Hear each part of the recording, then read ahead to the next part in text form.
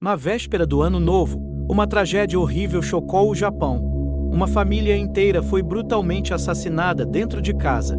Mas o mais assustador? O assassino nunca foi encontrado. Apesar de dezenas de pistas e uma investigação gigantesca, esse crime continua sem solução até hoje. O que realmente aconteceu naquela noite?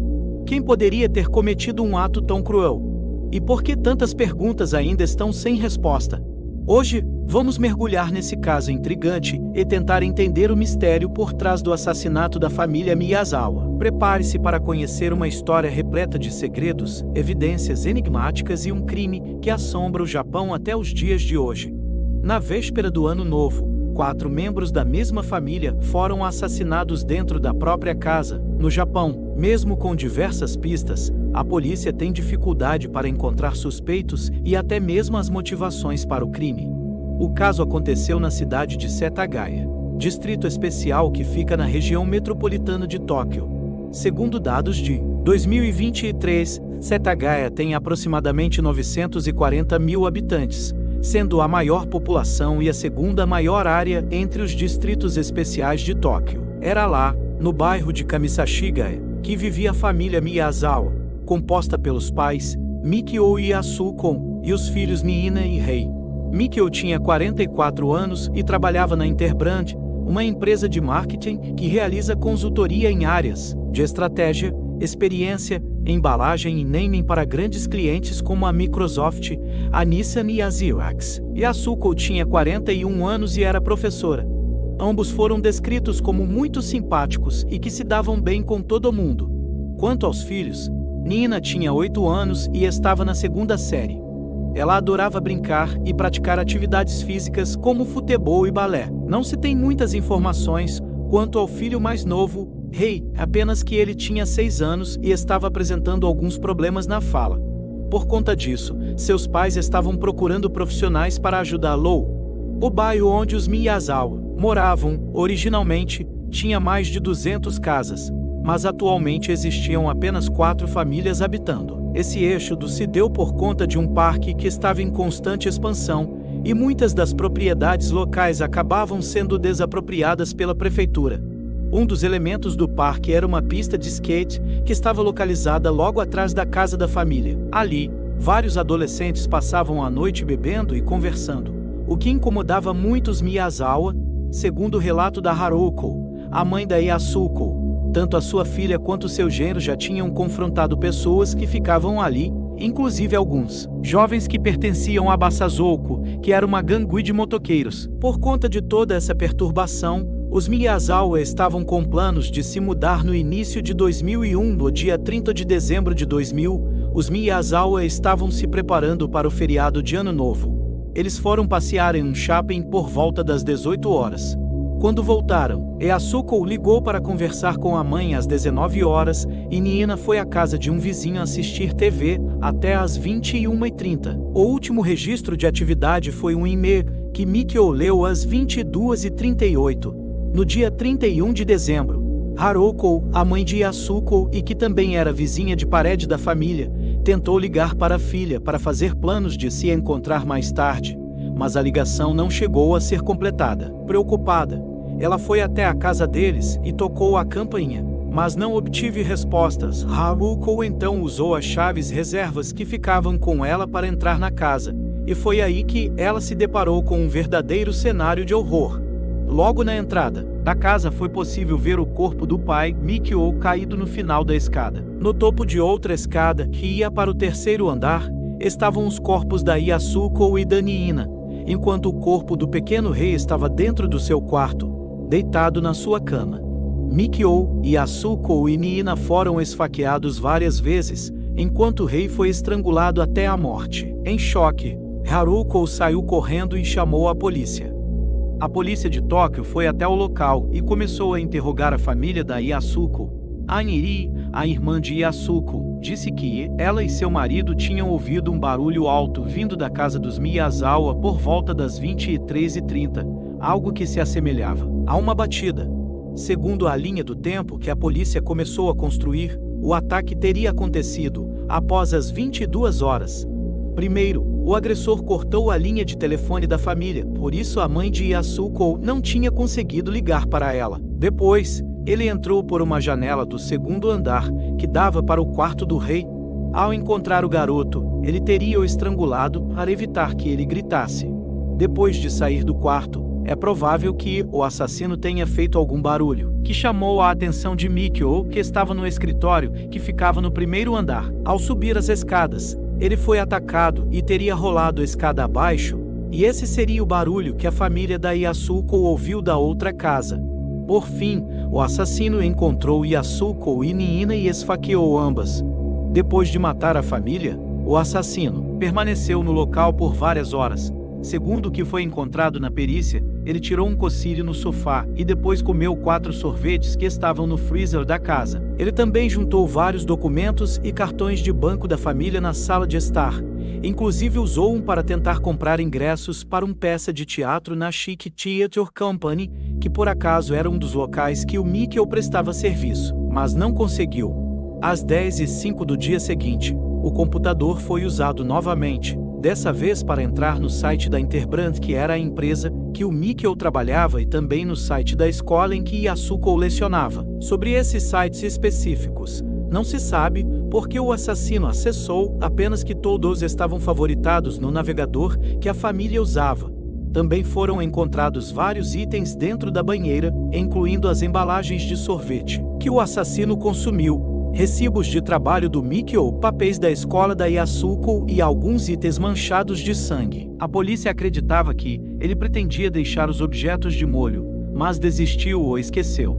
A única coisa roubada foi uma quantia de dinheiro que estava na carteira das vítimas, cerca de 150 mil, que equivale a R$ 5.788. A polícia acabou descartando que o roubo fosse o motivo principal, visto que havia mais dinheiro no escritório e nenhum objeto de valor foi levado. Uma das armas usadas no crime foi uma faca de sashimi, que foi encontrada na cozinha da família. Através de rastreio, a polícia descobriu que a faca tinha sido comprada em um supermercado local um dia antes. Essa faca foi usada contra Mikio e acabou quebrando durante o ataque. A outra arma foi uma faca da própria casa dos Miyazawa, que foi usada para esfaquear Yasuko e Niina. Além das facas, haviam muitas outras evidências na cena do crime, pegadas de sangue por todo o ambiente. Um kit de primeiros socorros aberto com o sangue da Niina, o que indicava que alguém havia tentado estancar o sangue dela, além de toalhas e absorventes com sangue de um desconhecido, possivelmente do assassino, que teria se machucado durante o ataque. Agora, a evidência mais estranha de todas: no banheiro do segundo andar havia cocô no vaso sanitário, que após análise foi confirmado ser da mesma pessoa que deixou sangue nas toalhas.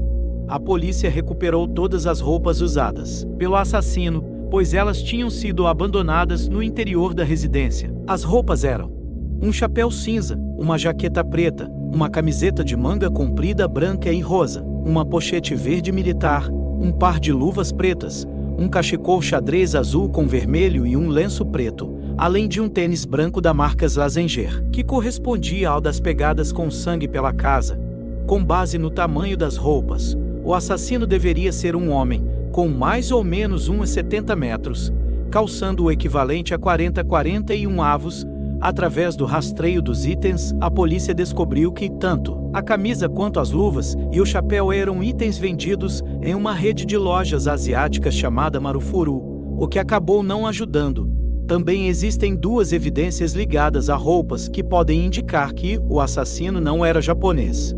Lembram do tênis branco encontrado na casa? Tanto o modelo quanto o tamanho específico não eram vendidos no Japão, apenas na Coreia do Sul. Já as roupas tinham traços de sais minerais não encontrados na água do Japão, o que indicava que elas teriam sido lavadas em outro país. Por fim, a pochete verde continha areia, que também foi analisada, e foi concluído que ela tinha vindo da região sudoeste dos Estados Unidos, provavelmente da Califórnia. Isso significava que a pochete era usada e tinha vindo de lá, ou que seu dono esteve lá recentemente.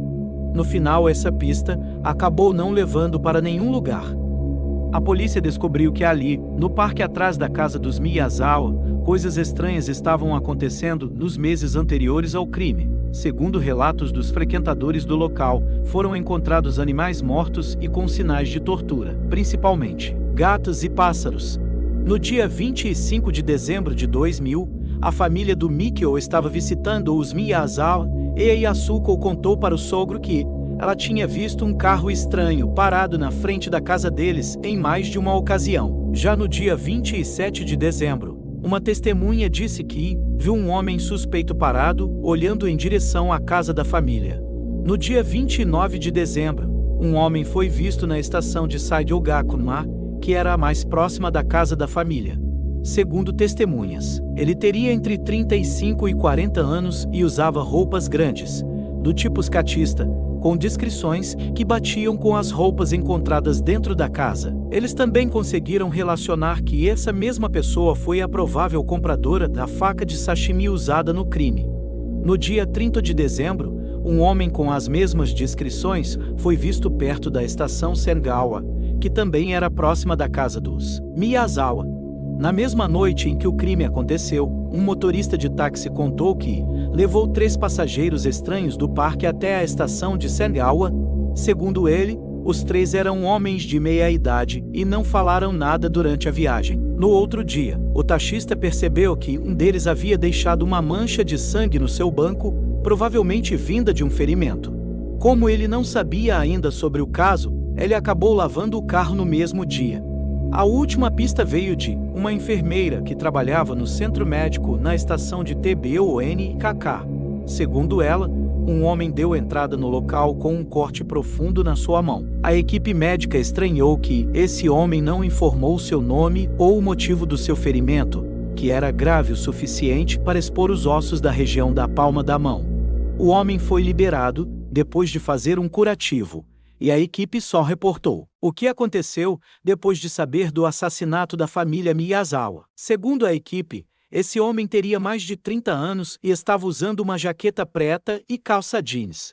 Com todas essas pistas, vocês devem estar pensando, então a investigação foi rápida e certeira, não é?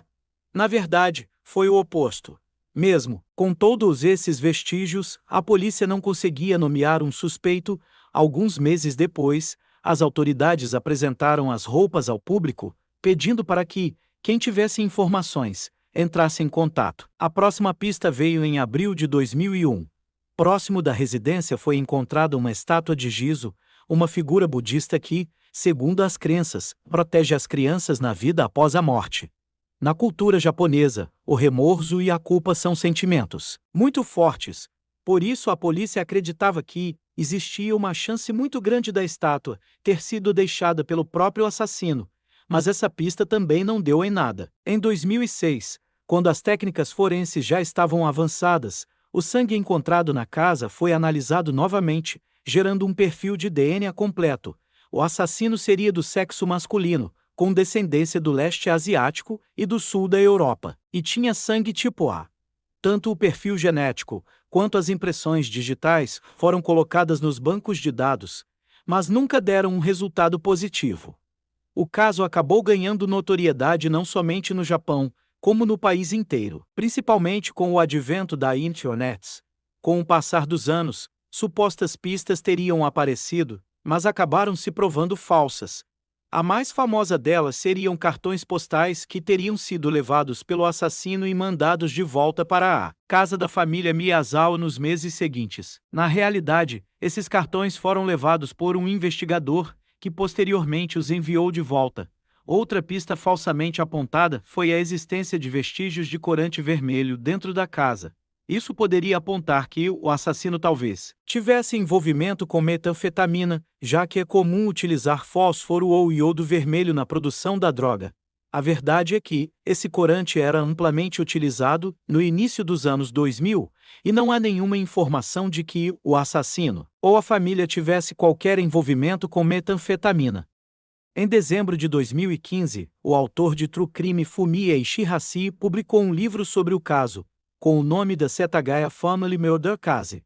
Segundo pesquisas feitas pelo próprio autor, ele conseguiu identificar um potencial suspeito, um homem, chamado apenas de R. Segundo o livro, R era um ex-membro do exército sul-coreano e teria fugido do Japão após o crime. O autor conseguiu rastreá-lo até a província de Gyeong, que é onde fica localizada a capital, Seul. As impressões digitais encontradas na cena do crime teriam batido com a desse suspeito. De acordo com o livro, o motivo do crime seria o dinheiro que os Miyazawa teriam ganhado com a desapropriação da sua casa. Yasuko teria comentado sobre isso com outro homem, chamado no livro de Seki K, que por sua vez teria contado sobre isso com R. Não se sabe exatamente o que nesse livro é verdade, mas é difícil acreditar que, com um suspeito tão certeiro, a polícia japonesa não teria investigado. Ainda em 2015, a irmã de Yasuko Miyazawa apresentou uma queixa contra a TV Asahi, alegando que um documentário feito pela emissora deturpou informações importantes ao afirmar que o assassino deveria ser alguém próximo e com problemas pessoais com a família.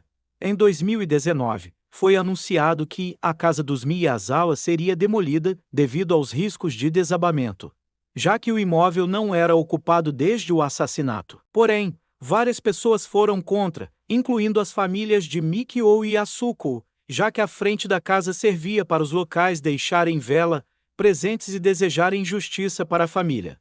Em 2022, foi lançado o podcast Faceless, sobre o caso da família Miyazawa. O podcast tem episódios e, além de uma revisão de todos os acontecimentos, também há entrevistas inéditas com o ex-chefe da polícia de Tóquio, Takeshi Tsushita, e a mãe do Mikio, Setsuko Miyazawa. Em novembro de 2023, 10 estudantes do ensino médio teriam invadido a residência como forma de um teste de coragem, algo que é chamado de kimodameshi.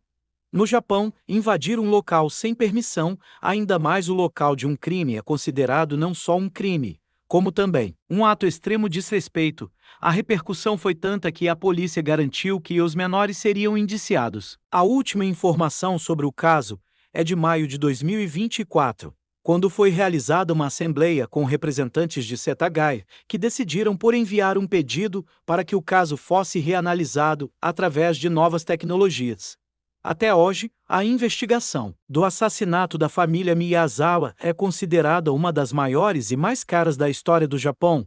Foram mais de 246 mil pessoas envolvidas, com mais de 12 mil evidências analisadas. Segundo os responsáveis, a investigação não parou, e existe uma recompensa de 20 milhões por informações que levem à prisão do assassino.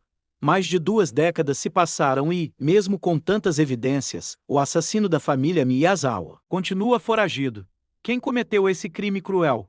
Será que um dia a verdade virá à tona? A única certeza é que esse mistério segue sem solução e a busca por justiça continua. Se você achou essa história intrigante, deixe seu like e se inscreva no canal para mais casos como esse. E me conta nos comentários, qual é a sua teoria sobre esse crime? Vamos debater sobre esse mistério que até hoje intriga o Japão. Até o próximo vídeo.